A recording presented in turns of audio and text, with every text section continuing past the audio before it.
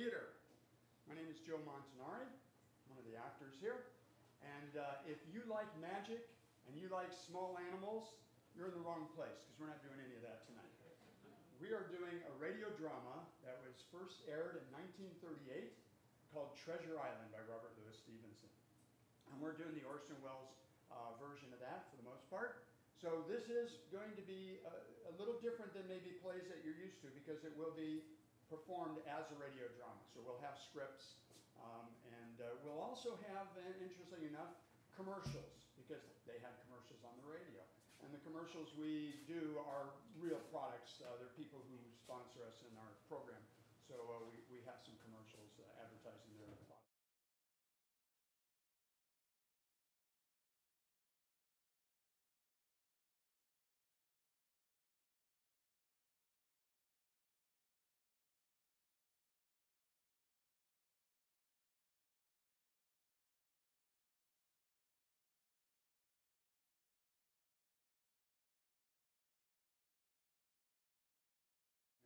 Radio thing was first done.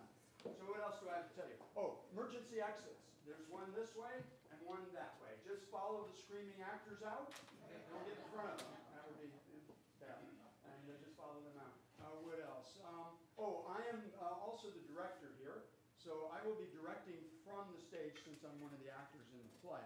So I will be waving my arms around and pointing. Weeping openly at times. Things don't go well. So just be aware that that's what I'm doing in case people get confused when I'm doing that. So other than that, that's it. We're ready to go. And I have some extra. And you're about time you guys showed up. Okay. What's the matter with you? The subway was shut down. Who takes the subway? Oh, you guys don't take the subway anymore? Smart thinking, smart thinking. All right, well, we got 30 seconds to air. All right. 30 seconds to air. All right. Sound effects, you ready? Yes. Music ready? Orchestra? All right, guys, you got your scripts ready? We ready up in the booth? All right. Here we go. And we're on the air in 5, 4, 3.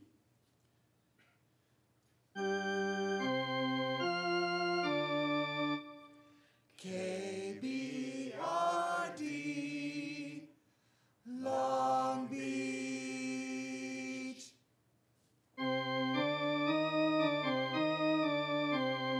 15 men on a dead man's chest. Yo ho ho and a bottle of rum. Drink and the devil had done for the rest. Yo ho ho and a bottle of rum. The mate was fixed by the boatswain's spike. The boatswain brain with a marlin spike. And Crookie's throat was marked belike. It had been marked by fingers 10. And there they lay, all good dead men, like break of day in a boozing den. Yo ho ho and a bottle of rum. Once there was a small boy who asked his stepfather, who had written a number of books, please to write something interesting. The stepfather, seeing the child's point, promised to do just that. Using the nom de plume, Captain George North, he began writing on a chill September morning by the cheek of a brisk fire and the rain drumming on the window. The small boy himself helped a lot, even though Captain North got all the credit. And so did a third and equally incurable boy, the author's father. They drew a map. First, a chart of an island showing very queer and wonderful attractions. Spyglass Shoulder, for instance, and Skeleton Island, and the North Cache with the bar silver.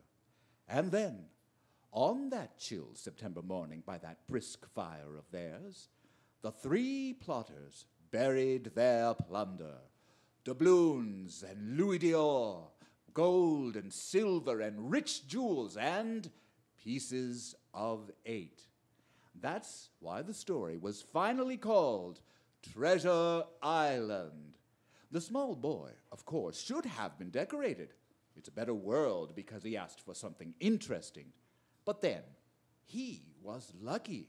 There are millions and millions of small boys, but only one of us had Robert Louis Stevenson for a stepfather. Treasure Island is brought to you in part by The Historical Society of Long Beach, serving the city for over 50 years, collecting and preserving its rich history for current and future generations. They invite you to visit their gallery at 4260 Atlantic Avenue in the city's Bixby Knolls neighborhood. They're open Tuesday, Wednesday, Friday, 1 to 5 p.m., Thursday, 1 to 7 p.m., Saturday, 11 to 5 p.m., and open late every first Friday. Its newest exhibit, Chrome, Cruisin', Car Clubs, and Drag Strips, celebrating Southern California's mid-century car culture, featuring car club memorabilia, vintage photos, drive-in theaters and restaurants, Lions Drag Strip, and more. Go to hslb.org for more information. The Historical Society of Long Beach, making history live.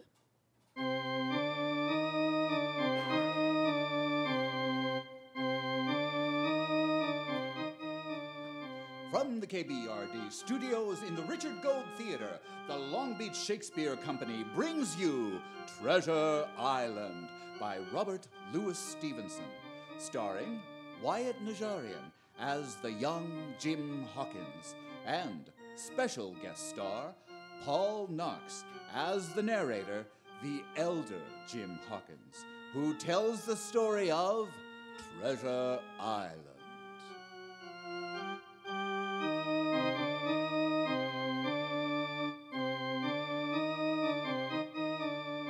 Squire Trelawney, Dr. Livesey, and the rest of the gentlemen, having asked me to write down the whole particulars about Treasure Island from the beginning to the end, keeping nothing back but the bearings of the island, and that only because there is treasure not yet lifted.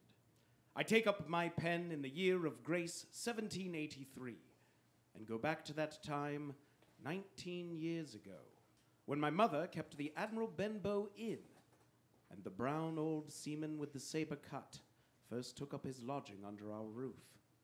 I was 14, but I remember him as if it were yesterday. 15 men on a dead man's ship. Yo Jim! ho ho and the Mother called me from upstairs. Jim! Yes, Mother? Jim! There's a man coming up the road. Go out and see what he wants. He came plodding to the inn door, his sea chest following behind him on a hand barrow. A tall, strong, heavy, nut-brown man, his tarry pigtail falling over the shoulders of his soiled brown coat, and his hands ragged and scarred, with black, broken nails, and the saber cut across one cheek, a dirty, livid white, singing that old sea song that he sang so often afterwards. Yo ho ho and a bottle of rum. You open up in there. Now then, boy. Yes, sir? What do you call this place? The Admiral Benbow Inn, sir. Admiral Bellboy. Nice, lonely-looking, pleasant, situated grog shop. The folks don't come here much, do they, boy? Not much company. No, sir. More's a pity. No? Well, then it's the berth for me. I'm a plain man. Rum and bacon, eggs, all I want. And that head up there for to watch ships off. I've a mind to stay here a bit. Here you, matey. You with the wheelbarrow. Bring up alongside. Help up my chest. Hi, Captain. You too, boy. It's heavy. Yes, sir. You call me Captain, boy. Captain. Yes, Captain. Just one thing more. Yes, Captain. You ain't seen him, have you? No, sir. Who do you mean? Along the road, maybe. You might have seen him somewheres, you can't tell. Let me know if you do, boy. A seafaring man. Yes, sir. With one leg. Yes, sir. Captain! Yes, Captain. And bring me a noggin of rum, boy.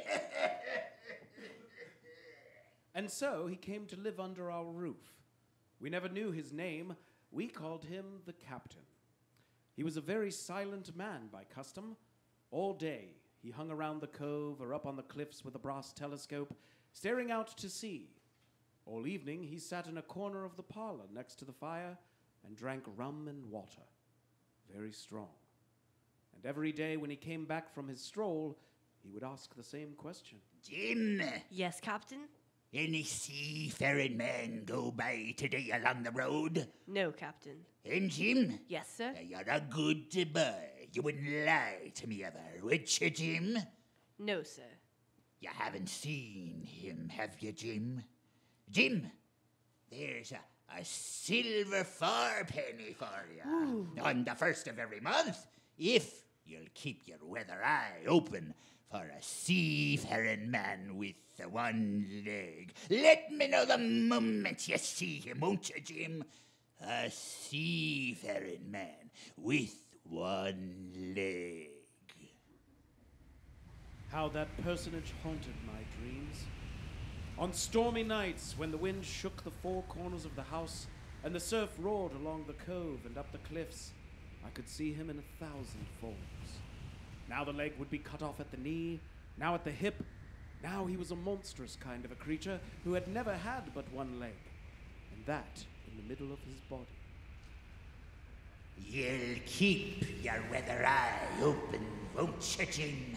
For a seafaring man with one leg. A seafaring man with one leg. Months went by. The captain bade fair to ruin us, for he kept on staying week after week, month after month. And never a penny of money, Jim. Not a penny has he paid us since the day he came here. And me, a poor widow woman. Mother, why don't you ask him for some? Well, I'll tell you the truth, Jim. I'm afraid to ask him. I'm afraid of the man. Now, if your father was alive... In all that time, none of us ever saw him open the great sea chest that was in his room. There were nights when he took a deal more rum and water than his head could carry. The dead man on the dead man's chest. Yo ho ho, and a bottle of rum. Often I have heard the house shaking and all the neighbors joining in for dear life. Drink and the devil had done for the rest. Yo ho ho and a bottle of rum. The man Quiet in the chips! by the bows and pipes. Quiet, I say! Yes, sir. He would force them all to listen to his stories. Dreadful stories they were, about hanging and walking the plank and storms at sea and the dry Tortugas and wild deeds and places on the Spanish Main. By his own account, he must have lived his life among some of the wickedest men that God ever allowed upon the sea.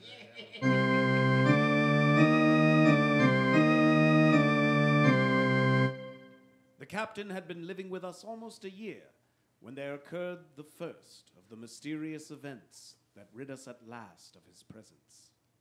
It was one January morning, very early, a pinching, frosty morning. The captain had risen earlier than usual and set down the beach with his telescope under his arm. My mother was upstairs, and I was laying the breakfast table against the captain's return when the parlor door opened, and a stranger stepped in. Sonny, come here, Sonny. Is this the table for me mate Bill? I don't know your mate, Bill. I'm laying for this man who calls himself the captain. Well, me mate Bill'd be called the captain like as not. Now, we'll put it for argument like that your captain's got a cut on one cheek. And we'll put it, if you like, that that cheek's the right one, eh? But of course. Save me. There he is now. There's me mate Bill. That's him with a spyglass under his arm. Oh, bless his old heart, to be sure. You and me'll just get back behind the door, Sonny, and we'll give Bill a little surprise. We will. Bless his heart, I says again. Yes, Jim, on a dead man's chest. Yo ho ho and a bottle. Hello, Bill. Come, Bill, you knows me. You knows no shipmate Bill, surely. Black Dog. Black dog as ever was, eh, Bill? Bill, we've seen a sight of times, us two. So, you've run me down. Here I am. Well, speak up. What is it? That's you, Bill. You're in the right of it, Billy. I'll have a glass of rum from this dear child here, what I've took such a liking to, and we'll sit down, if you please, and talk square, like shipmates. Sit down, Bill. And you, Sonny, get aft. Yes, sir. And none of your keyholes on me, do you hear? For a while, I could hear nothing but a loud gabbing. Suddenly, the voices began to grow higher. No, and I ain't have it. If it comes to swinging, swing on!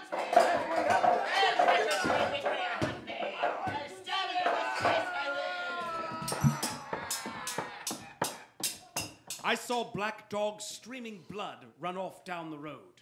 Presently, the captain returned alone. Jim, give me some rum. Captain, are you hurt? I must get away from here. Get away, that's what. I must get away from here. What's happened, Jim? What's happened?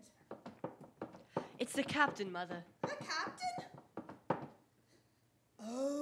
Oh dear, dreary me.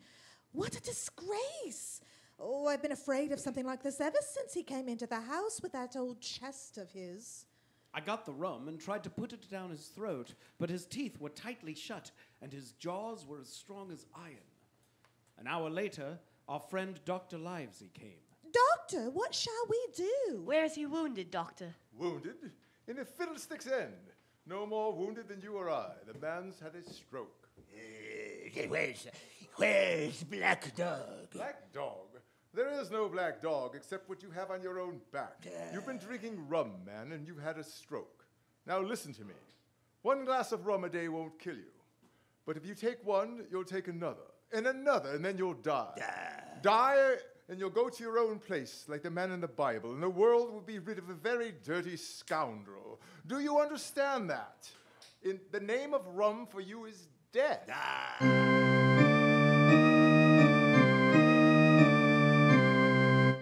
About noon the next day, I stopped at the captain's door with some medicines. Who is it? It's me, Jim. Yeah, come in, Jim, come in. He was lying very much as we had left him. Jim, you're the only one here that's worth anything. You know, I've always been good to you. Never a month, but I've given you a silver fourpenny for yourself. No, you see, mate, I'm pretty low and deserted by all. Jim, you'll bring me a noggin of rum, won't you, matey? But the doctor said... Doctors is all swabs. If I don't have a drain of rum, Jim, I'll have the horrors. I've seen some of them already. Seen old Captain Flint in the corner there. As plain as print, I've seen him. Jim, I'll give you a golden guinea for a noggin. When I brought it to him, he seized it greedily and drank it out. That's some better, sure enough. Now, matey, did that doctor say how long I was to lie here in this old berth? Why, a week at least. Thunder! A week? I can't do that. They'd have the black spot on me by then. The lubbers is going about getting the wind of me this blessed moment. Lubbers as couldn't keep what they got and want to nail what's another. It's in me old sea chest, Jim. The thing they're after. They'll tip me the black spot. I know it. I was first mate, I was. Old Flint's first mate. And I'm the only one as knows the place he buried it. He gave it me at Savannah when he lay a-dying. What's the black spot, Captain? A summons from old Flint's crew. A summons, and them that gets it, Jim, is lucky when they're dead.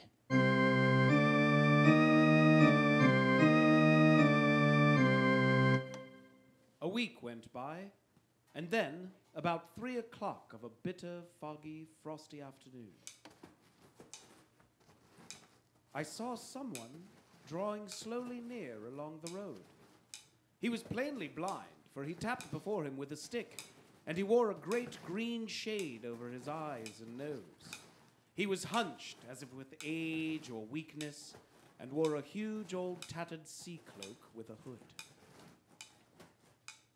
Kind Christian friends, tire pity on a poor blind mariner who's lost his precious sight of his eyes in the gracious defense of his native country, England. And God bless King George. Where or in what part of this country may we be? You are at the Admiral Benbow Inn, sailor. Eh? Black Hill Cove. I hear a voice, a young voice. Come here. Let's hear where he miss me dead lights. Will you give me your hand, my kind young friend, and lead me into the captain? I held out my hand, and the horrible, soft-spoken, eyeless creature gripped it in a moment like a vice. Now, boy, take me in to see the captain. Sir, upon my word, I dare not. You heard me. Take me in straight. Will you take me in to see the captain? Yes, sir. Good. And when I'm in view, you'll say to him, here's a friend for you, Bill Bones. If you don't, I'll twist your arm out of your body. You hear me? Yes, sir. Sasser patter, damn you. Now march forward.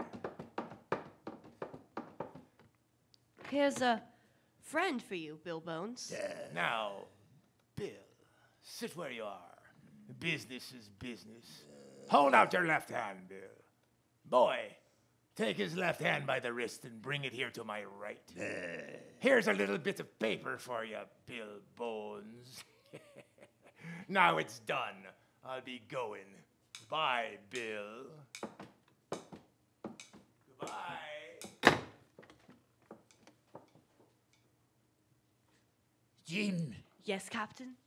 what time is it, Jim? 10 o'clock. 10 o'clock. 10 o'clock. 6 hours. We'll deader them yet. Pew and Black Dog and Long John Silver, the whole crew. We'll cut the... Captain? Captain? Captain! Captain! The captain was dead. And there we were, my mother and I, a woman and a boy of 14, alone at night in the house with the dead captain's body on the parlor floor. Oh, he owes us money, he does. A whole year and never a penny from him. And me, a poor widow. But, Mother, if Black Dog comes back, or the blind man... Oh, Black Dog fiddlesticks. There's something in that old chest of his upstairs that's rightfully mine. And we'll have that chest open if we die for it. Mother! Close the blinds, Jim. We don't want anybody watching us from the outside. That's a good boy. We have to get that key off him. Look, Mother, look! On the floor, close to the dead man's hand, there was a little round of paper, blackened on one side. The black spot. I took it up and found that. You have till 10 tonight. 4 hours. Now, Jim, find that key. I felt in his pockets one after another. Perhaps it's round his neck. Tear open his shirt. There, sure enough, hanging on a bit of tarry string, we found the key. Then my mother got a candle in the bar, and holding each other's hands, we went upstairs to his room. Give me the key, Jim. Now then.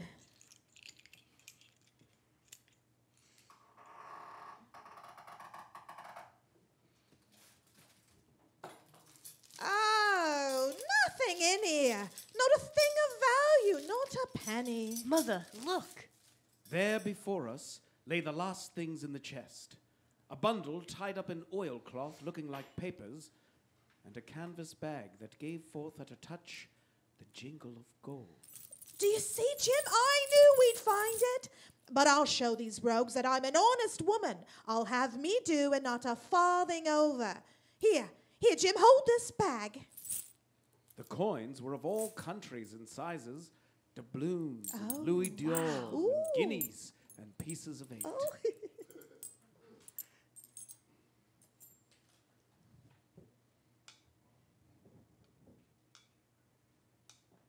Mother, What is it, Jim? Mother, listen.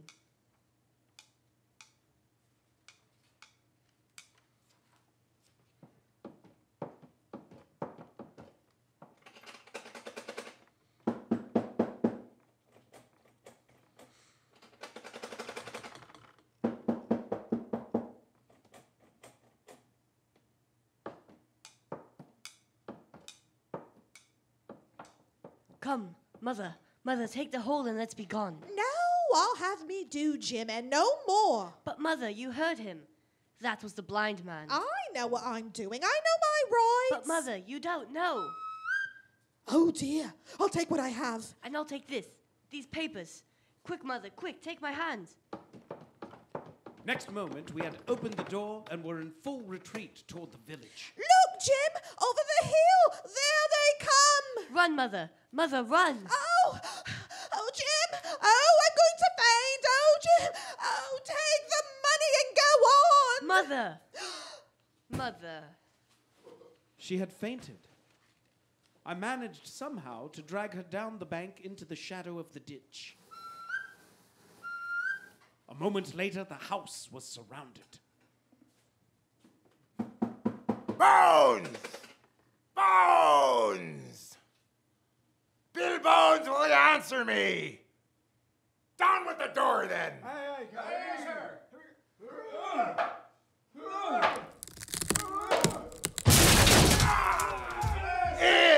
In, ye lubbers! Loot the house and find it!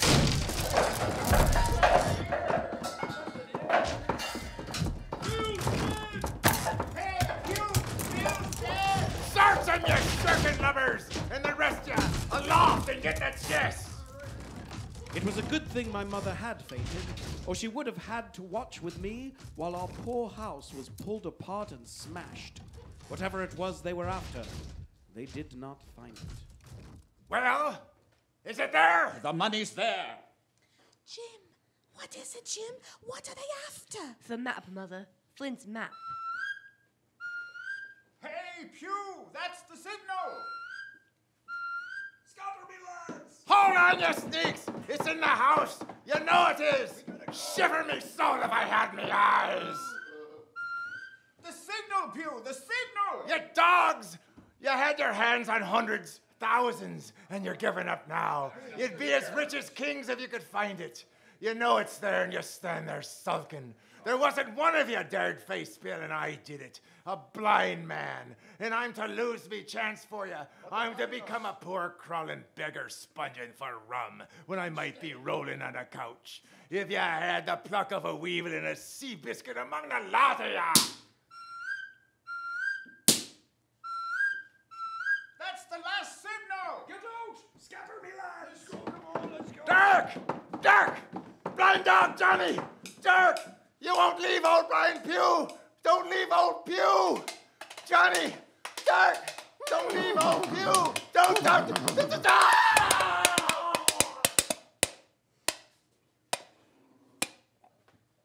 When they picked him up where he lay on the road on his side, Pew was stone dead. The horsemen, as it turned out, were revenue officers with some news of a strange lugger in Kit's Hole, and they set forth that night in our direction. They took my mother to a neighbor's house. Well, Hawkins, they got the money, you say? Well, what in fortune were they after? More money, I suppose. No, Sergeant, not money. In fact, sir, I believe I have the thing in my breast pocket. Mm-hmm. And to tell you the truth, I should like to put it in safety. Oh, to be sure, boy. Quite right. I'll take it. I thought perhaps Dr. Livesey. What? Oh, yes, Dr. Livesey. Perfectly right, perfectly right. A gentleman and a magistrate. Dogger? Yes, sir. You have a good horse. Take this lad up behind you. Yes, sir. We rode hard all the way till we came to Dr. Livesy's door. Dr. Livesley? Oh, the doctor's supping tonight at the Squire's. The Squire. So there we go, boy.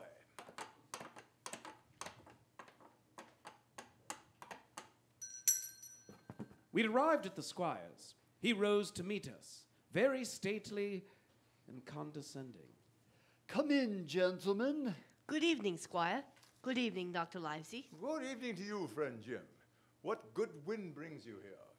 Then the officer stood up straight and stiff and told his story.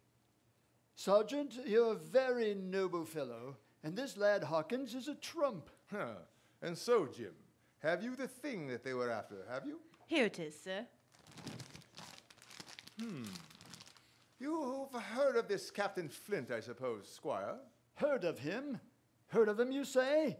He was the bloodthirstiest buccaneer that sailed. Blackbeard was a child to Flint. The Spaniards were so prodigiously afraid of him that, well, I tell you, sir, I was sometimes proud he was an Englishman. What interests me is, had he money? Money? What are those villains after but money? That we shall soon know. What I do know, and I want to know, is, suppose here in my pocket I have a clue as to where Flint buried his treasure. Will that treasure amount to much? Amount, sir? It will amount to this. If we have the clue you talk about, I'll fit out a ship in Bristol dock and take you and Hawkins here along, and I'll have that treasure if I search a year, sir. Very well. Now, if Jim is agreeable, we'll open the packet. A map of an island with the latitude and longitude, writing, tall tree, spyglass shoulder, bearing a point to the north of northeast, Skeleton Island, southeast by east, 10 feet. The bar silver is on the north cache. Livesey, you give up this wretched practice at once. Tomorrow I start for Bristol. In 3 weeks' time. 3 weeks. 2 weeks. No, 10 days. We'll have the best ship, sir, and the choicest crew in England. Hawkins shall come as cabin boy, you, Livesey, as ship's doctor, and I am admiral. I'll go with you, Squire, and so will Jim. He'll be a credit to the undertaking. There's only one man I'm afraid of. Who's that? Name the dog, sir. You, sir, for you cannot hold your tongue. Oh. In a few moments, we'll be bound for Treasure Island with Dr. Livesey, Squire Trelawney, and Jim Hawkins.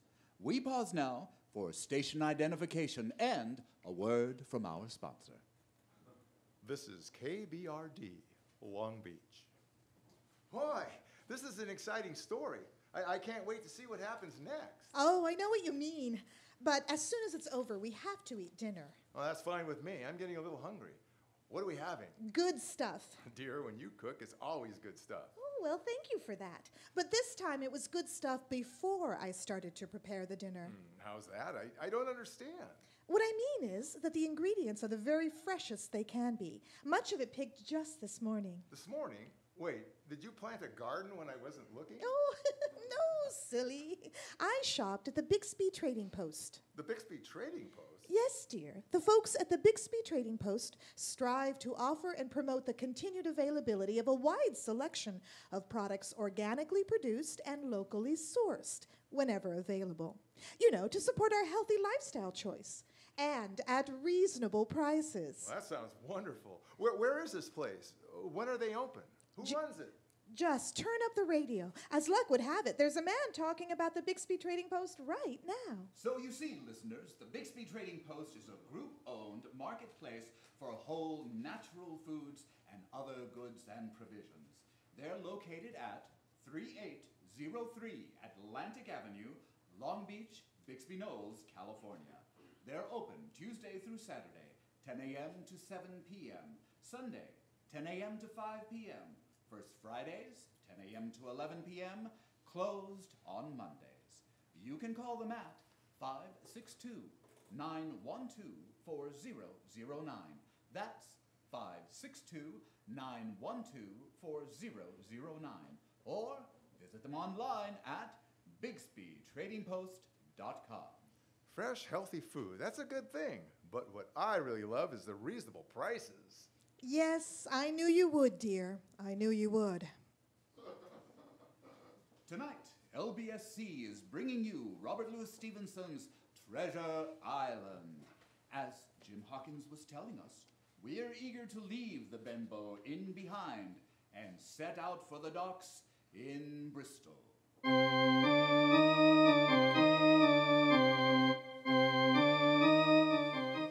It was longer than the squire imagined ere we were ready for the sea. Weeks passed on. Then, one fine day, there came a letter from the squire from Bristol. Dr. Livesey, is that from the squire? Did he get his ship? How about the crew? Are you off to find treasure? Now be patient, Jim. Let me get the letter open. Dear Livesey, the ship is Bought and fitted. She ties at anchor, ready for sea. It was the crew that delayed me, to the most remarkable stroke of fortune brought me the very man that I required. I was standing on the dock when by the merest accident I fell in talk with him. He had hobbled down there that morning with a parrot on his shoulder to get a smell of the salt, he said. Out of pure pity, I engaged him on the spot to be the ship's cook. Long John Silver he is called. Oh, and has lost a leg. Well, sir, I thought I only found a cook, but it was a crew I discovered. Between Silver and myself, we got together in a few days a company of the toughest old salts imaginable. I declare we could fight a frigate. Seaward ho! Hang the treasure! It's the glory of the sea that has turned my head.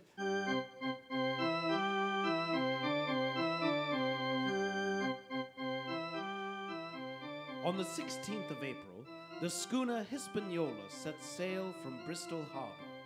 It was more than 19 years ago, but I can remember it as if it were yesterday. Me in my new blue cabin boy's clothes, 19 years ago. Leaning over the rail, waving goodbye to my mother, and doing my best not to cry. For at the last moment, it sort of hurt to leave her, and it was the first time I had been away from home.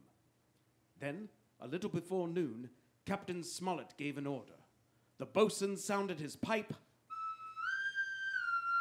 and the crew began to man the capstan bars. Soon the anchor was shored up, soon it was hanging dripping at the bow. And soon the sail began to draw, and the land and shipping to slip on either side. The Hispaniola had begun her voyage to the Isle of Treasure.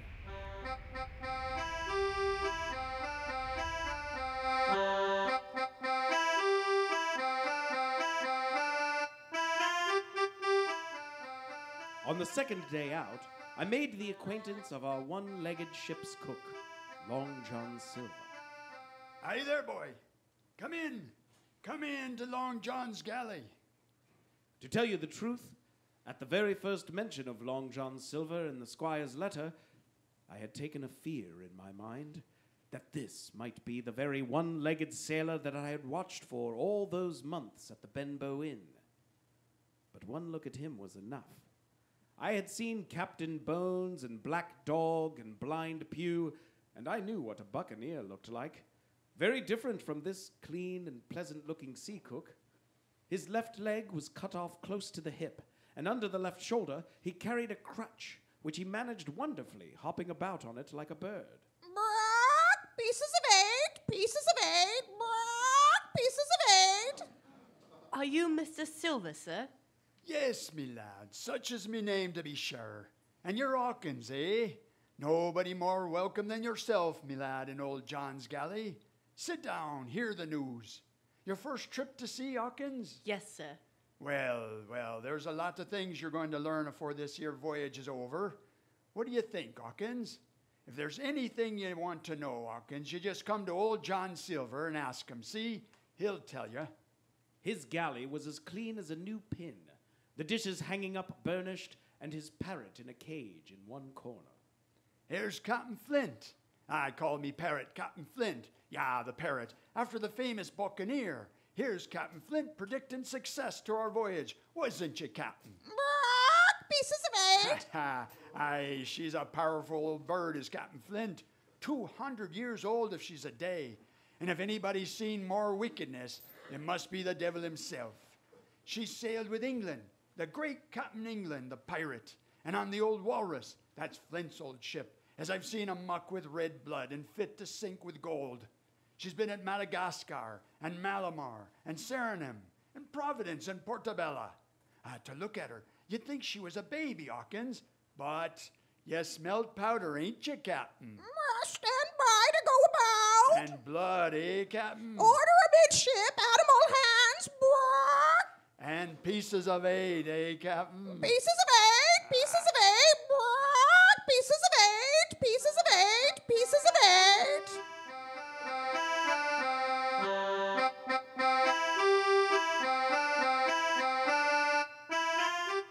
At the end of the third week, we left Madeira behind us. The Hispaniola proved to be a good ship. The crew seemed to be capable seamen. There was only one man aboard who was not satisfied, and that was the ship's master, Captain Smollett. I'll speak plain. I don't like it. I don't like this voyage.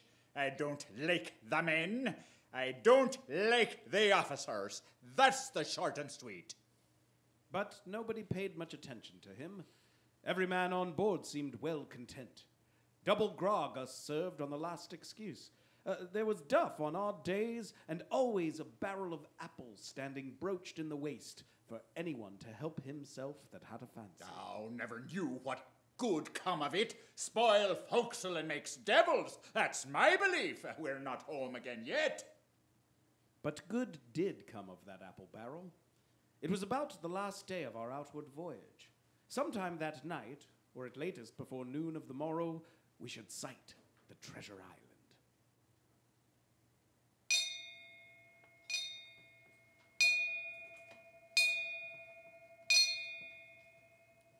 Just after sundown, when all my work was over, I thought I should like an apple. I ran on deck. The watch was all forward, looking out for the island. I got to the apple barrel. Suddenly, I heard voices on deck. I hid behind the barrel and listened. Look here, barbecue. How long we gonna stand off and on like a blessed bumbo? By thunder, I want to go into the cabin, I do. I want that pickles and wine and that. How long? By the powers, the last moment I can manage. That's how long. And how many tall ships, think ye, have I seen laid abroad?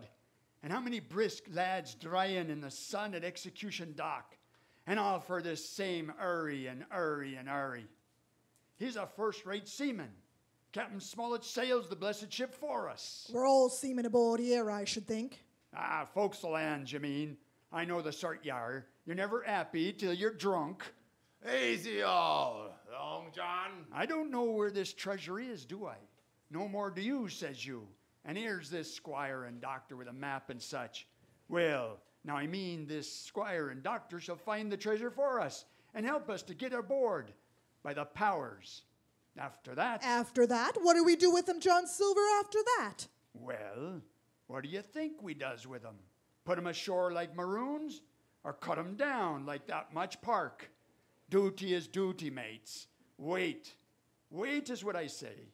When the time comes, why, let her rip. Land ho! What's that? What's that? Land ho! Land ho!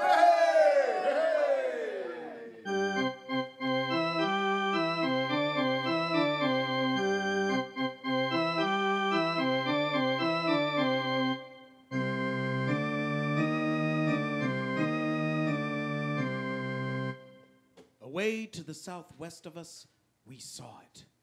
Treasure Island. 10 minutes later, we were gathered in the cabin.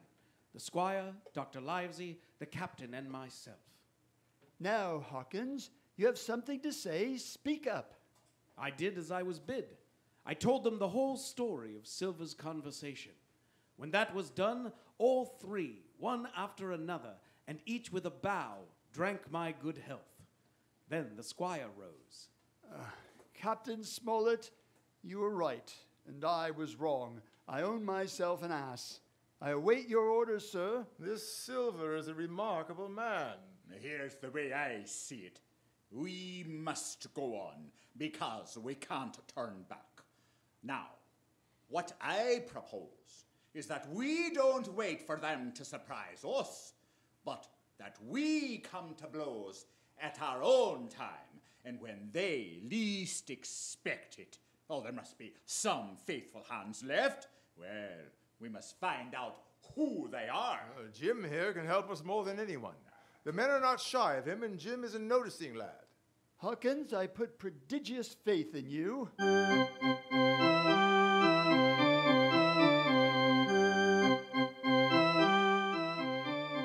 In the meantime, talk as we pleased, there were only 7 out of 26 on whom we knew we could rely. And of these 7, I was a boy, so that the grown men on our side were 6 to their 19. The next morning, there was not a breath of air moving, nor a sound but that of the surf booming half a mile away along the beaches. A peculiar stagnant smell hung over the anchorage. The heat was sweltering, and the men grumbled fiercely over their work.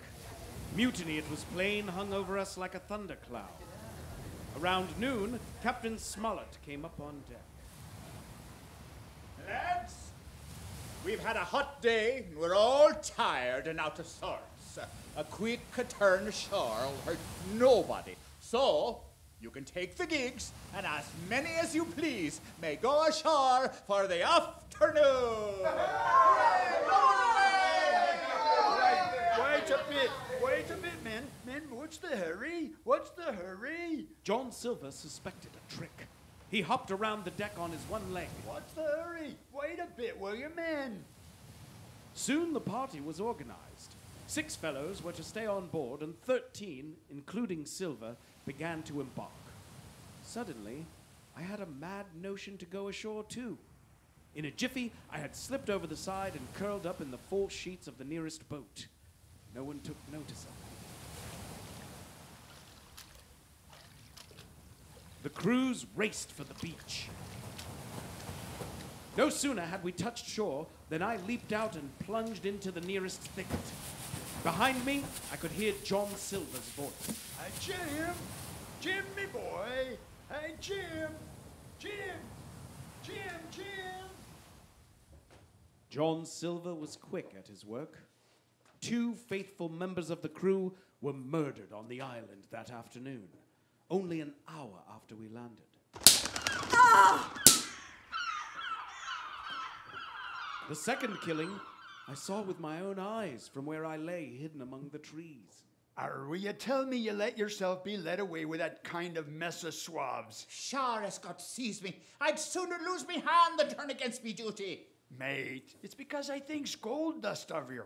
Gold dust! John Silver, you're mate of mine no more.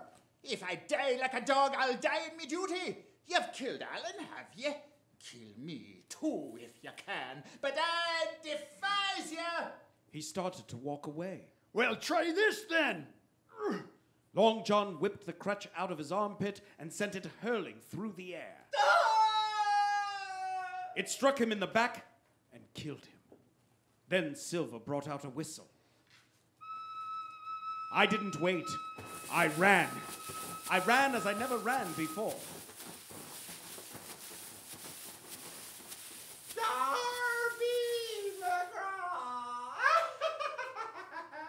I looked up the side of the hill. Far above me, I saw something leap behind the trunk of a tree. It seemed dark and shaggy. I turned and began to run. But suddenly, the thing appeared in front of me, and running forward, threw itself on its knees before me and held out its clasped hands in supplication. Oh! Who are you? I'm poor Ben Gunn, I am. I haven't spoke with a Christian in all these 3 years. 3 years? Were you shipwrecked? No, mate. Marooned. 3 years. Lived on goats instead and berries and oysters. Oh, mate, my heart is sore for a Christian diet. You mightn't happen to have a piece of cheese on you now, would you? No? Oh, many's the night I dreamt of cheese. toasted mostly. Oh, and I woke up again, and here I was. What do you call yourself, mate? Jim. Jim. Well, now, Jim, you wouldn't think I was rich to look at me now, would you? Why, no. Not in particular. Oh, yes, but I am. I'm rich, powerful rich. Oh, Jim, bless your stars, you will, because you was the first that found me. Oh! Suddenly, his eye fell on the Hispaniola lying far below us. Between it and the land was the jolly boat, with 5 men moving toward shore. But I could not tell if they were our men or the mutineers. Jim, tell me true. That ain't Flint's ship? It's not Flint's ship, and Flint is dead. There's some of Flint's hands aboard. Worse luck for the rest of us. Oh, not a man with 1 leg? Silver? Oh, if you were sent by Long John, I'm as good as pork. I know it. I was in Flint's ship with John Silver when old Flint buried the treasure. He had 6 strong seamen.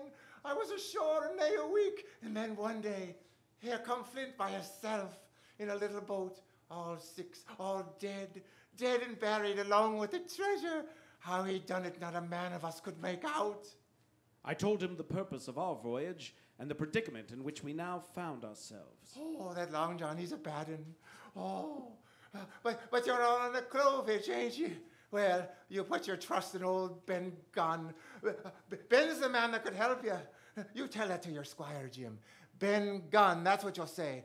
And Ben Gunn says you has an idea of his own. Woo! Oh, look at that. Far below us, we saw a Union Jack fluttering in the air above the woods. That's your friend, sure enough. More likely, it's the mutineers. No, mate. Silverfly the Jolly Roger. That's your friend, sure enough. Ashore in the old stockade made years and years ago by Flint. Oh, what's that? That's the ship's cannon. They're shooting at stockade. Come on. Wait a minute, Jim. Wait. Ben Gunn is fly. Rum wouldn't bring me down there, mate. But remember, Jim, Ben Gunn's the man that can help you. And when Ben Gunn's wanted, you know where to find him, just where you found him today. I started to run towards the flag. Hey, Jim. Yes, sir? You won't forget that cheese, will you, mate? It was less than a mile to the stockade. It was heavy running through the woods. The shooting was getting louder. Suddenly before me, I saw a clearing and the smoke of muskets fired nearby. Hey there! Who goes there? Hey, don't shoot! It's me! Who goes there? Me, Jim Hawkins!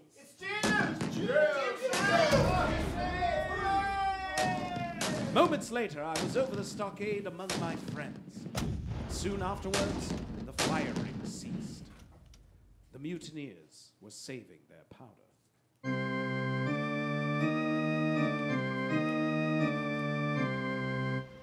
The stockade was a good place, with a paling 6 feet high all around it.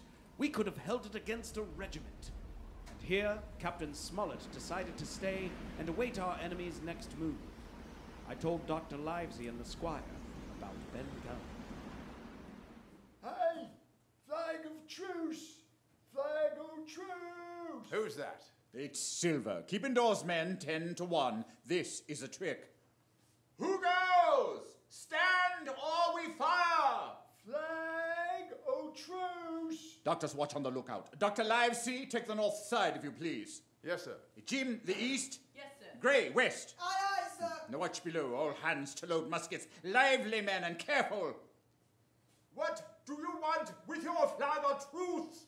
Captain Silver, sir, come to make terms. Captain Silver, why, you black-hearted scoundrel. Silence, sir, silence! If you wish to talk to me, you can come, and that's all. If there's any treachery, it'll be on your side, and the Lord help you.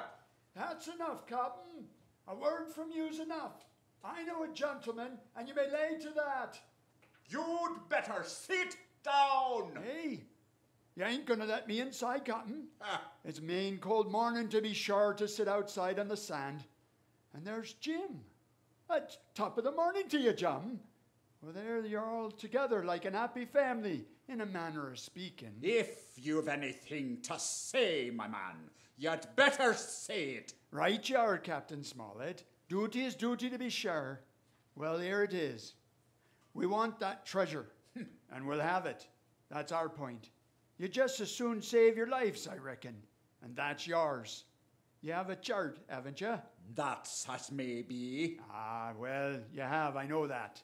What I mean is, we want your chart. You give us the chart to get the treasure by, and I'll give you my affidavit upon my word of honor to clap you somewhere safe ashore. Is that all you have to say? Every last word, by thunder. Refuse that, and you've seen the last of me but musket balls. Very good. And now you'll hear me. If you'll come up one by one unarmed, I'll engage to clap you all in irons and take you home to a fair trial in England. Arr. If you won't, as me name's Alexander Smollett, I've flown me sovereign colours, and I'll see you all to Davy Jones. You can't find the treasure. You can't sail the ship, and you can't fight us. I stand here and tell you so, and that's the last good word you'll get from me. Now, tramp me, lad. Laugh, by thunder, laugh. Before an hour's out, you laugh on the other side. Them that die'll be the lucky ones.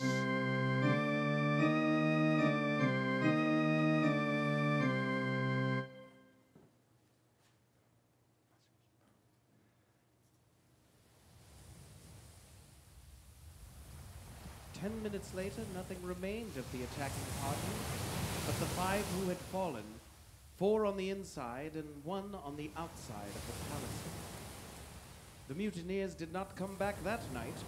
They had got their rations, as the captain put it. The next day was stifling hot. After dinner, Dr. Livesey sent for me. Jim, it was cheese you said Ben Gunn had a fancy for. Yes, sir. Cheese. Well, Jim, just see the good that comes of being dainty with your food. You've seen my snuff box, haven't you? Yes, sir. And you've never seen me take snuff. No, sir. The reason being that in my snuff box I carry a piece of Parmesan cheese. Cheese made in Italy, very nutritious. Well, that's for Ben Gunn. Well, goodbye, lad. Goodbye, Doctor.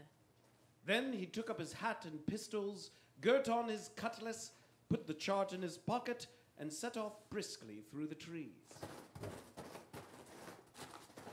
That afternoon, the blockhouse, being stifling hot, and the little patch of sand inside the palisade ablaze with midday sun, and so much blood about me, and so many poor dead bodies lying around, a new idea came into my head. This was to swim out under cover of the night, cut the Hispaniola adrift, and let her go ashore where she fancied. The mutineers, after their repulse of the morning, had nothing nearer their hearts than to up anchor and away to sea. This, I thought, would be a fine thing to prevent. It was evening when I reached the east coast of the island. I could see the Hispaniola lying at anchor offshore. There was the Jolly Roger, the black flag of piracy flying from her peak. As the last rays of daylight dwindled and disappeared, absolute darkness settled down on Treasure Island. The next night, I was back on land. I was proud of myself, and with good reason. I had grounded the Hispaniola, beached her up tidily in the North Inlet, with no harm done, safe from the mutineers. I had no trouble finding the stockade. Coming in from the shore, keeping close in shadow where the darkness was thickest, I crept into the blockhouse. I could see nothing.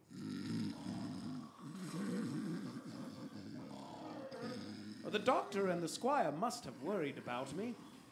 I should lie down in my own place, I thought, and enjoy their faces when they found me in the morning. I felt for a place to lie down.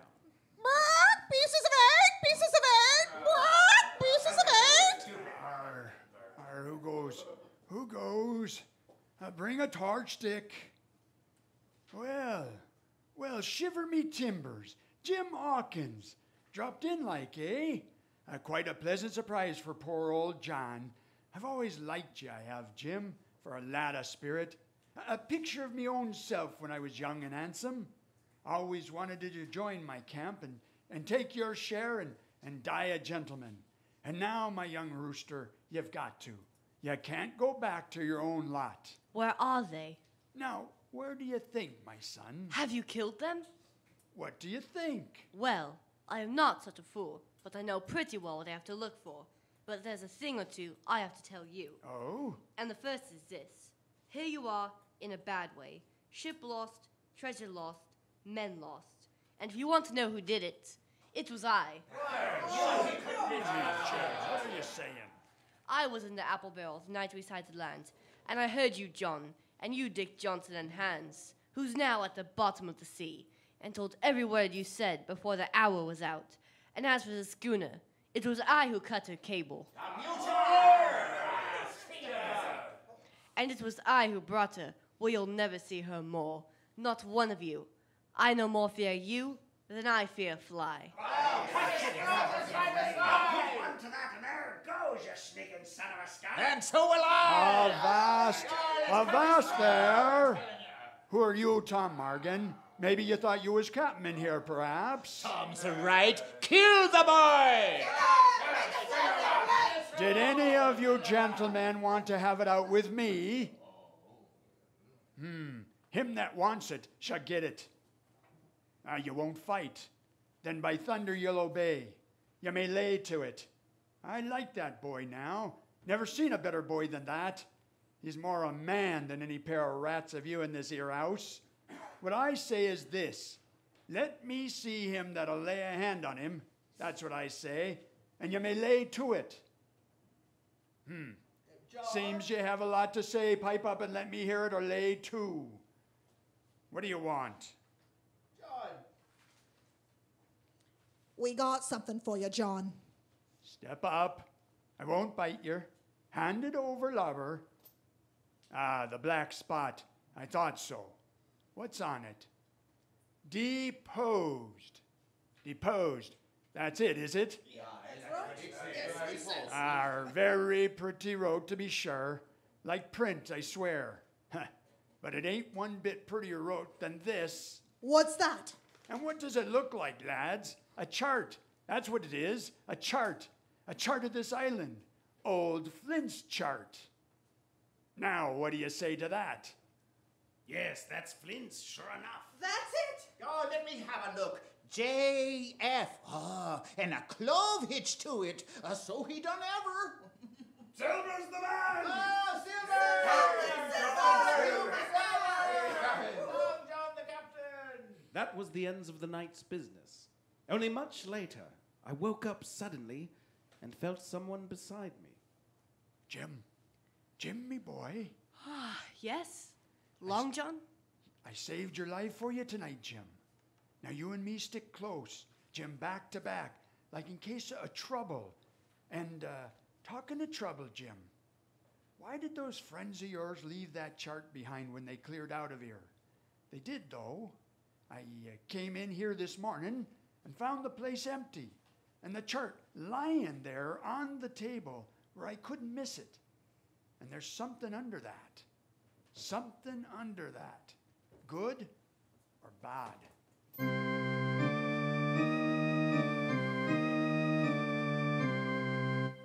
The next morning, we set out after the treasure. Tall tree, spyglass shoulder, bearing a point to nor or northeast. Skeleton Island, east, southeast, and by east, 10 east. Hey! Over there! Come quick! At the foot of a pine, half covered with green creeper, a human skeleton lay on the ground.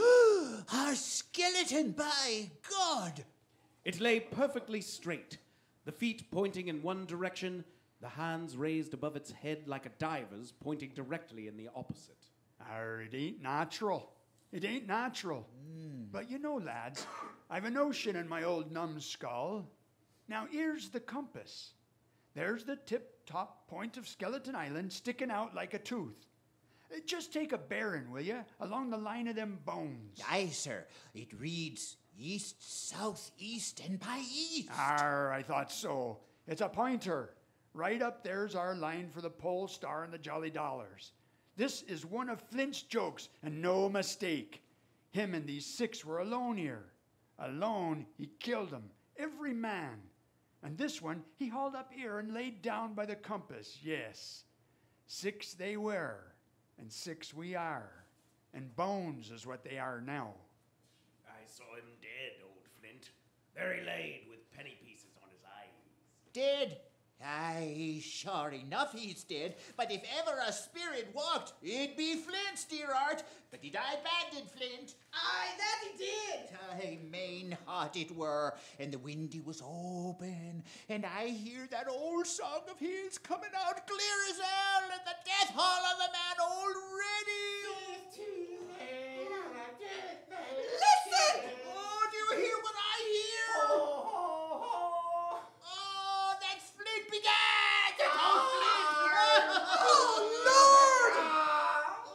Shipmates! Darby McGraw, fetch off the road. It was his last words. Darby! Oh, Flint's last words above board. Oh, Lord! Now wait, shipmates. There's 750,000 pounds not a quarter of a mile from here. Since when did a gentleman of fortune show his stern to that much dollars for a boozy old seaman with a blue mug? And him dead, too. Oh, belay there, John. Don't you cross the spirit. Spirit? Well, maybe. You know whose voice that was? It was like her somebody else's. It was like her... Arr, by the powers, Ben Gunn. Aye. Aye, so it were, Ben Gunn it were. Oh, well, why, nobody minds Ben Gunn, dead or alive. Nobody minds him.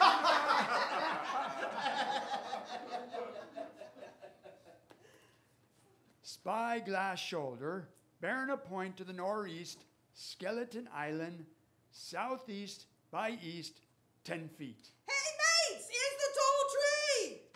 The first of the tall trees was reached, and by bearing proved the wrong one.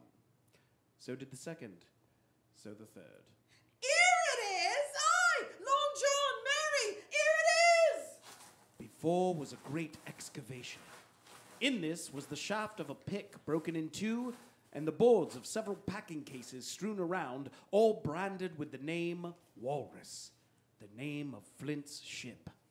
The treasure had been found and rifled. The 700,000 pounds were gone.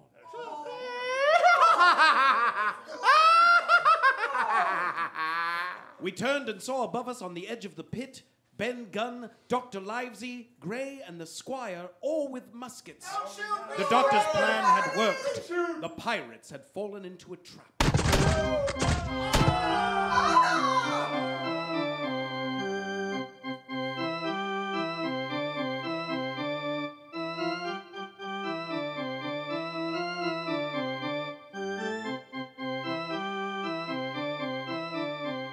John Silver, you're a prodigious villain and an impostor, sir.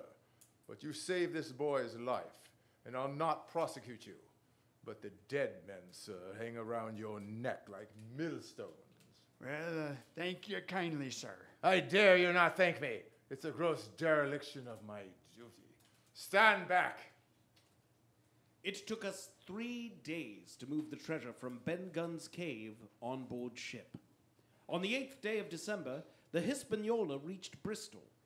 5 men only of those who had sailed returned with her. That was 19 years ago. All of us had an ample share of the treasure and used it wisely or foolishly according to our natures.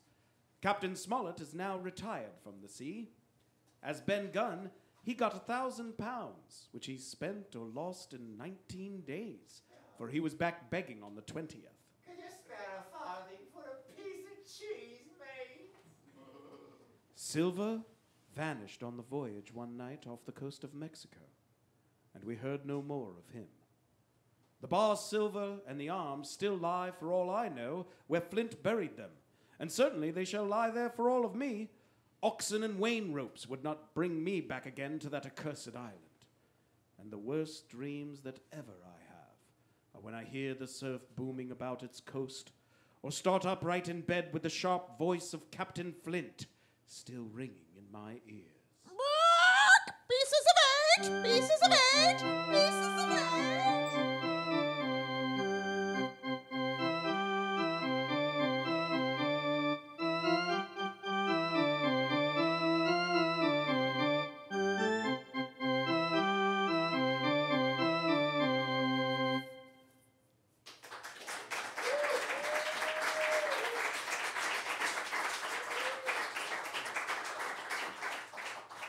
We'll be right back after a final word from one of our sponsors. Why, John Silver, you look a little sad. What troubles you, sir? Are you not happy with your move to Southern California? Nah, Jim, me lad, it aren't that at all. When you wrote me and told me about the weather and the beaches and the number of older single wenches, or I mean to say, ladies, I couldn't wait to leave dreary old England. But to be honest with you, I do miss going to a fine pub and having a bit of good food and drink with me mates. But alas, there be no pubs here in the States. Nay, John, you are wrong on that matter. Oh, I am, says you. And how so? Well, there is this wonderful establishment near here, known as E.J.'s Pub. With all manner of great food and drink, they also have a vast array of televisions on which you can view many kinds of sporting events. It's not like one of those places where you have to watch your back or some swab comes up and hands you a black dot, is it, Jim? I'm retired now, you know. No worries there, John. E.J.'s Pub is a place that folks take their whole families to. All the staff are very friendly and helpful. Not a swab in the crew. Well, now, I say we hoist our sails instead of heading for E.J.'s Pub. You'll find EJ's Pub at 4306 Atlantic Avenue, Long Beach, just up the street from the Richard Goad Theater. Call them at 562-424-5000. That's 562-424-5000. They're open Monday through Friday, 11:30 a.m. to 12:30 a.m., and Saturdays and Sundays, 9 a.m. to midnight. EJ's Pub. Good food, good drink, and prices that even a pirate on a pension will like. Okay, everyone. All right, let's sing the pirate song. Yo ho, a pirate song. No, not that pirate song, you swabs. The other pirate song. Oh, sorry. 15 men on a dead man's chest. Yo ho ho, and a bottle of rum. You've been listening to the Long Beach Shakespeare Company's production of Treasure Island, starring Wyatt Najarian as Jim Hawkins and Paul Knox as the narrator. Also starring Jennifer Lewis as the widow Hawkins, Dick Johnson, and Flint the Parrot. Bill Vetro as Dr. Livesey, Blind Pew, and Ben Gunn. Leonardo Lerma as Captain Billy Bones and Captain Smollett. And Joe Montanari as the Squire and Long John Silver. Other characters were played by the cast. American Sign Language interpreters were Brooke Cordova and Maxwell Bradney. American Sign Language coordinator, Maxwell Bradney. Live music was performed by Zarina Hollad. Live sound effects were performed by Kate Daugherty and the cast.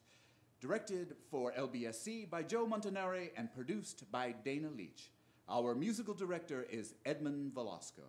Our engineer tonight was Bunny Norris. LBSC's technical director is Jose Castro. Commercials written by Joe Montanari. Don't forget, starting August 24th through September 15th, LBSC will present on stage William Shakespeare's Troilus and Cressida. Then, in October, it's old-time radio's scary side when we present The Horla and The Hitchhiker, followed by the classic Frankenstein. And then, ending with the iconic Halloween treat, War of the Worlds. Treasure Island was performed in front of a live studio audience. This is Leonardo Lerma wishing you a good night.